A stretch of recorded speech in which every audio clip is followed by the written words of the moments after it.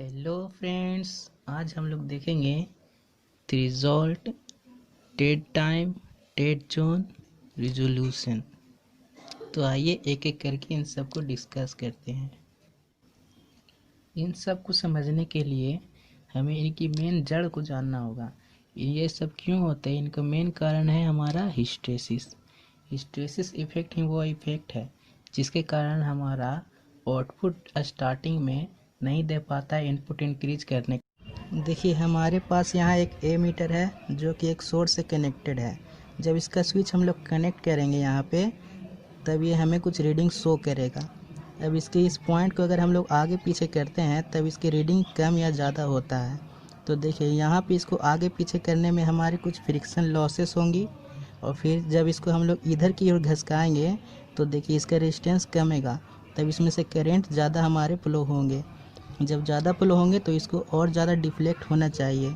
लेकिन देखिए यहाँ पे ये जो इसका कॉइल है उसमें भी थोड़ा सा फ्रिक्शन उत्पन्न होगा। तो हम लोग यहाँ देख रहे हैं, एक बार हमारा थोड़ा यहाँ पे फ्रिक्शन हुआ और थोड़ा यहाँ पे, हमारे दो जगह फ्रिक्शन लॉस होते हैं यहाँ पे। और ये देखिए ये कॉइल जो है इसमें हमारे थोड़े से हिस्टेरिसिस लॉस होते हैं।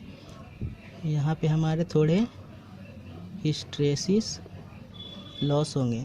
तो देखिए यहाँ पर हमारे 1, 2 और ये 3 लॉस हो जाते हैं। जब हम लोग इनपुट देते हैं तो हमें जितना करंट ये शो करना चाहिए उतना ये नहीं कर पाता, इसको एनर्जी ही नहीं मिल पाता है उतना।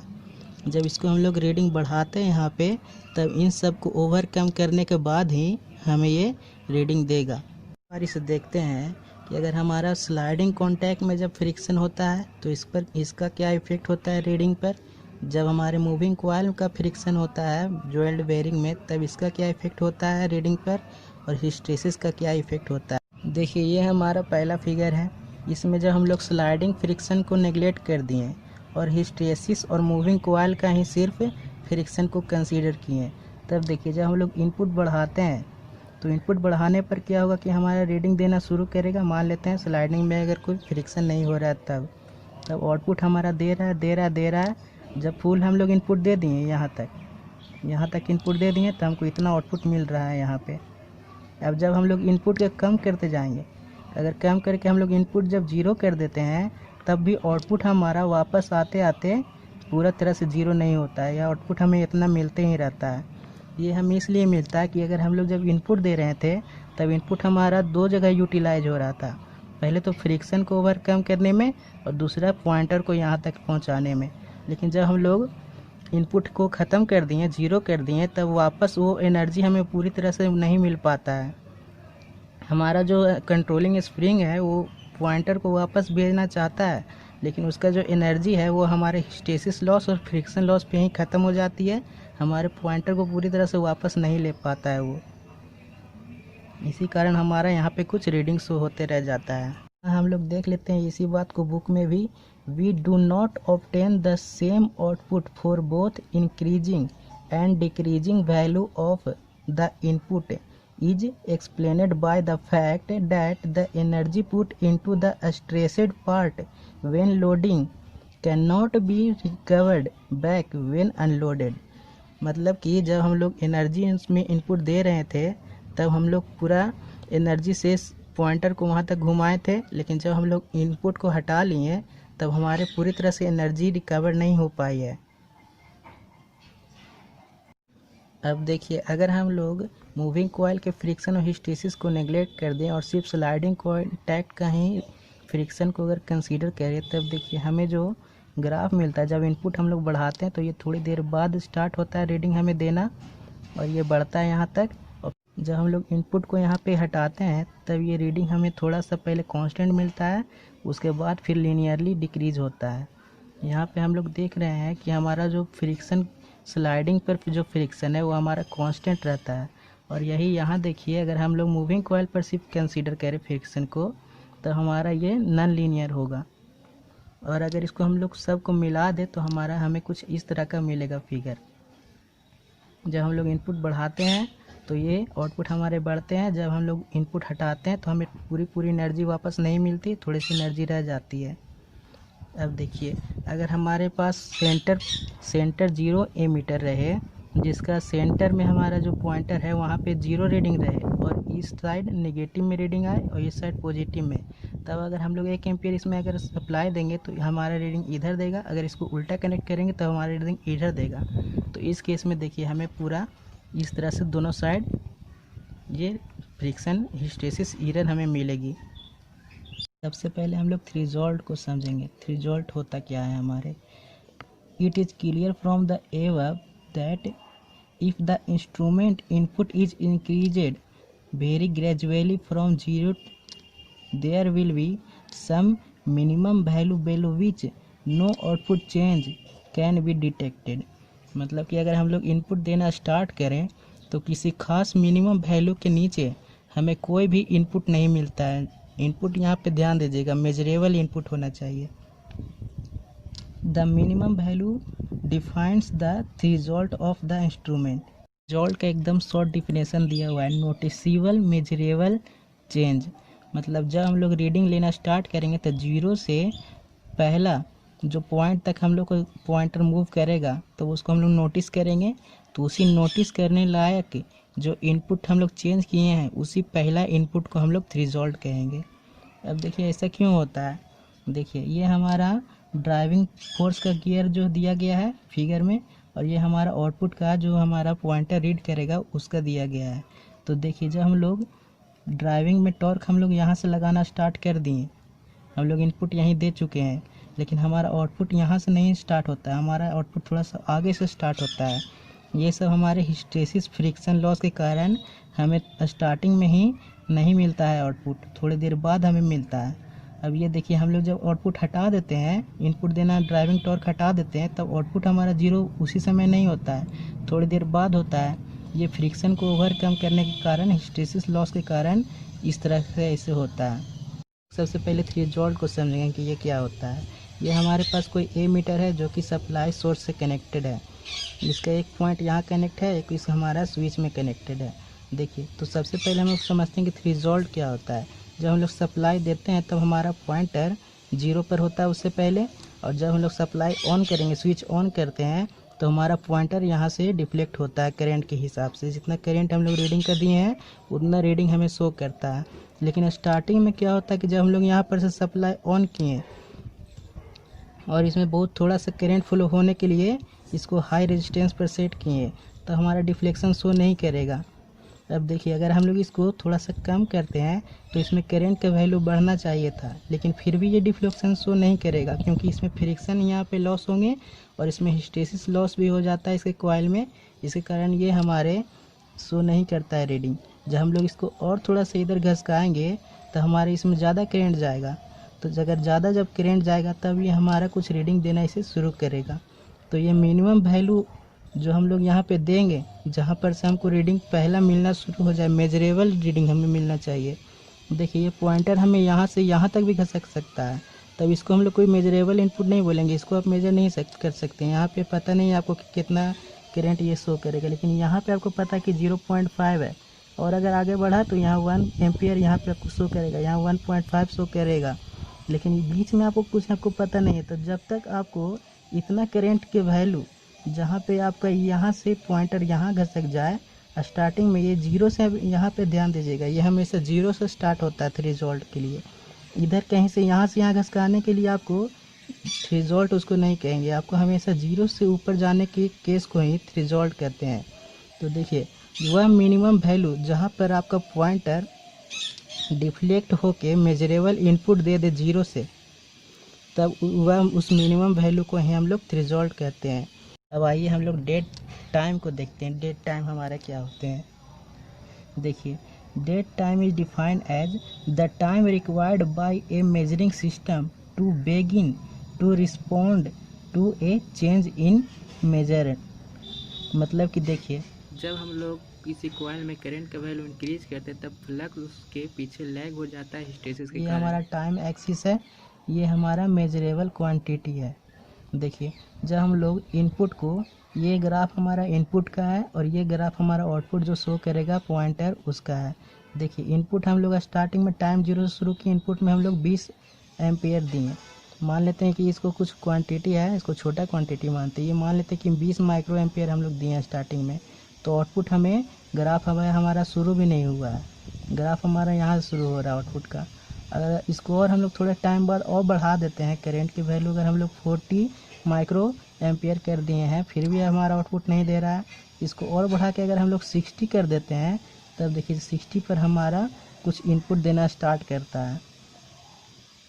तो जहाँ तक जब हम लोग इनपुट देना स्टार्ट करके बढ़ाते गए इनपुट को, आउटपुट हमारा जहाँ तक नहीं बढ़ा, आउटपुट में कोई भी डिफ्लेक्शन नहीं है, उन दोनों टाइम के बीच के टाइम को हम लोग डेड टाइम बोलेंगे। में हम लोग डेड जोन को समझते हैं कि डेड जोन हमारा क्या होता है। देखिए हम लोग स्टार्टिंग में यहाँ करेंट देना स्टार्ट किए थे 20 माइक्रो एम्पियर से, तो हमारा आउटपुट नहीं मिल रहा था। उसको बढ़ा कर 40 किए तो भी नहीं मिला। जब हम लोग 60 एम्पियर किए थे, यहाँ ग्राफ से आप लोग दिखाएंगे अभी आपको, जब 60 किए थे तब हमारा ये डिफ्लेक्शन शुरू किया था देना, तब 60 माइक्रो एम्पियर तक के वैल्यू को हम लोग डेड जोन कहेंगे। देखिए यहाँ हम लोग स्टार्ट किए 20 एम्पियर देना शुरू किए, डिफ्लेक्शन हमें नहीं मिल रहा है, कोई भी डिफ्लेक्शन आउटपुट का नहीं है यहाँ पे इस ग्राफ इस टाइम पे। जब इसको हम लोग बढ़ा के 40 किए फिर भी नहीं मिला है कुछ भी, और जब इसको हम लोग 60 किए हैं तब ये हमारा स्टार्ट हुआ है पॉइंटर यहाँ से आगे रीडिंग देना। देखिए ये हमें शार्पली इंक्रीज करके दिखाएगा, क्योंकि इतना करेंट और इतना टाइम में हमारा फ्रिक्शन जो लॉसेस होता है, हिस्टेरिसिस लॉसेस, उसको ये ओवरकम कर लेता है, और उसके बाद सिर्फ इसको डिफ्लेक्ट होने रहता है तो डिफ्लेक्ट करता है जल्दी से। अब देखिए ये हमारा डेड जोन है, ये यहाँ से यहाँ तक, क्योंकि इस करेंट के लिए हमें कोई भी आउटपुट इससे पीछे नहीं मिल रहा था, तब इस यहाँ तक के करेंट को अब हम लोग डेड जोन की कैटेगरी में रखेंगे। देखते हैं एक बार बुक में, it is defined as the largest change in input quantity for which there is no output of the instrument. तब उस करेंट के वैल्यू को हम लोग डेड जोन कहेंगे। मतलब कि वह लार्जेस्ट इनपुट करेंट जिसके लिए हमें कोई भी आउटपुट में कुछ भी आउटपुट नहीं मिलता है, तब उस करेंट के वैल्यू को हम लोग डेड जोन कहेंगे। हम लोग डेड जोन पे एक न्यूमेरिकल कर लेते हैं। क्वेश्चन है हमारा, the dead zone in a certain pyrometer is 0.125% of span. मतलब कि जो हमारा स्पैन होता है उसका 0.125% तक ये डेड जोन में काम करेगा। The calibration is 400 degree Celsius to 1000 degree Celsius. What temperature change might occur before it is detected. मतलब कि देखिए हमारा कोई इंस्ट्रूमेंट है, मान लेते हैं कि ये हमारा कोई इंस्ट्रूमेंट है इसे, और इसका जो स्पैन है स्टार्टिंग होता है हमारे 400 डिग्री सेल्सियस से, और मैक्सिमम वैल्यू इसका है 1000 डिग्री सेल्सियस, ठीक है। और इसका जो स्पैन अब हमारा हो जाता है, वो स्पैन हमारा होता है maximum minus minimum value 1000 minus 400 equal to 600 degree Celsius. ये हमारा स्पैन है। देखिए अब स्पैन हमारा 600 निकल चुका है डिग्री सेल्सियस। अब डेड जोन हमें निकालना है, तो हम लोग यहाँ देख रहे हैं कि ये स्पैन का 0.125% है हमारा डेड जोन। देखिए तो ये हमारा स्पैन है और इसका 0.125% हमें निकालना है, तो इसको हम लोग मल्टीप्लाई कर देंगे 0.125 से। और देखिए अगर ये परसेंटेज में है तो परसेंटेज को हटाने के लिए हम लोग नीचे 100 से डिवाइड करेंगे, तभी इसको ओवरऑल हम लोग करेंगे तो हमारा आ जाएगा 0.75 डिग्री सेल्सियस। मतलब कि इसको आउटपुट देने में हम लोग को अगर स्टार्ट हम लोग शुरू से करते हैं 0 से, अगर 400 डिग्री सेल्सियस से अगर हम लोग इनपुट बढ़ाना शुरू करते हैं तो 0.75 तक अगर हम लोग इनपुट बढ़ाते हैं तो हमें आउटपुट में कुछ भी डिफ्लेक्शन नहीं देखने को मिलेगा। जब 0.75 प्लस कर दिए अगर हम लोग डिग्री सेल्सियस को, तब हमें आउटपुट में कुछ मिल सकता है वैल्यू। यहाँ देखिए, ए change of 0.75 degree Celsius must be occur before it is detected. अब देखिए हम लोग रेजोल्यूशन और डिस्क्रिमिनेशन देखते हैं। रेजोल्यूशन का दूसरा ही नेम है डिस्क्रिमिनेशन। रेजोल्यूशन का डिफिनेशन है, if the input is slowly increased from some arbitrary value. यहाँ पे ये पॉइंट ध्यान दीजिएगा, सम आर्बिट्रेरी वैल्यू, ये नॉन जीरो होना चाहिए। मतलब कि हम लोग थ्रेशोल्ड में क्या देखे थे, हमारा पॉइंटर 0 से स्टार्ट करके कोई पहला वैल्यू देता था उसको हम लोग थ्रेशोल्ड कहते थे, लेकिन यहाँ हमारा रिजोल्यूशन क्या होगा कि कोई भी आर्बिट्रेरी वैल्यू हो सकता है। जैसे कि ये देखिए, ये हमारा मीटर है और मान लेते हैं कि हमारा पॉइंटर यहाँ नहीं, यहाँ पे है। ये हमारा कोई भी आर्बिट्रेरी वैल्यू, या फिर हम यहाँ पे कोई भी आर्बिट्रेरी वैल्यू ले सकते हैं। अब देखिए, यहाँ से अगर हमको पहला मेजरेबल डिफ्लेक्शन देना है तो उसके लिए जो हमें इनपुट देना होगा उसी को हम लोग रिजोल्यूशन कहेंगे। ये एकदम थ्रेशोल्ड की तरह है इसका डिफिनेशन है। थ्रेशोल्ड में हमारा ये होता था कि 0 से स्टार्ट करके जो पहला मेजरेबल इन आउटपुट देता था, लेकिन रिजोल्यूशन में क्या होता है कि कोई भी आर्बिट्रेरी वैल्यू से हमें पहला इनपुट आउटपुट मिलता है। जहाँ पे रेजोल्यूशन को समझते हैं, देखिए यहाँ पे कोई हमारा एक ए मीटर है जिसका हमारा रीडिंग 0 से लेकर के 7 एम्पियर तक हमें देता है, और इसका काउंट हम लोग अगर देखें तो ये यहाँ से इसका पॉइंटर डिफ्लेक्ट होना शुरू करेगा, तो ये हमें यहाँ से यहाँ भी दे सकता है, यहाँ भी देगा, यहाँ यहाँ यहाँ। तो इस तरह हमारे लोग इसको अगर टोटल काउंट को अगर काउंट करें तो देखिए इसका टोटल काउंट हमारा हो जाएगा 0 1 2 3 4 5, मतलब एक तक आने में हमें 5 बार इसको डिफ्लेक्ट करना पड़ेगा तब यहाँ पहुँचेगा। तो हमें पूरा यहाँ तक जाने के लिए इसको 5 7 5 जा 35, मतलब हमारा यहाँ काउंट जो हो गया है वो हमारा 35 काउंट है। 35 बार अगर हम लोग इसको डिफ्लेक्शन देते हैं, 35 इनपुट इसका देते हैं, तब हमें यहाँ ये फुल रीडिंग देना शुरू कर देगा 7 तक। अब देखिए, हम लोग यहाँ देखे थे कि रिजोल्यूशन इसका कितना होगा, तो रिजोल्यूशन हमें यहाँ से यहाँ डिफ्लेक्ट करने के लिए जो इनपुट की ज़रूरत पड़ेगी उसे ही हम लोग रिजोल्यूशन कहते हैं। तो हमें इस यहाँ से यहाँ आने के लिए जो भी चेंज की ज़रूरत है वो इसी को हम लोग निकालेंगे यहाँ पे, उसी को रेजोल्यूशन कहेंगे। तो देखिए ये हमारा फुल डिफ्लेक्शन देगा 7 एम्पियर का। देखिए फुल डिफ्लेक्शन हमारा जो है वो 7 एम्पियर का है, और हमारा काउंट जो है वो 35 है। अब देखिए हम लोग को एक काउंट की वैल्यू पता करना है, क्योंकि यहाँ से यहाँ तक आने के लिए एक काउंट की ज़रूरत होगी, यहाँ से यहाँ जाने के लिए एक काउंट, यहाँ से यहाँ जाने के लिए एक काउंट। तो टोटल हमें 7 मैक्सिमम है, और यहाँ से यहाँ तक की करेंट के वैल्यू को पता करना है। तो इसको हम लोग सिंपली डिवाइड कर देंगे, तो रेजोल्यूशन हमारा जो हो जाएगा 7/35 करेंगे, तो हमारा इसका वैल्यू आ जाएगा।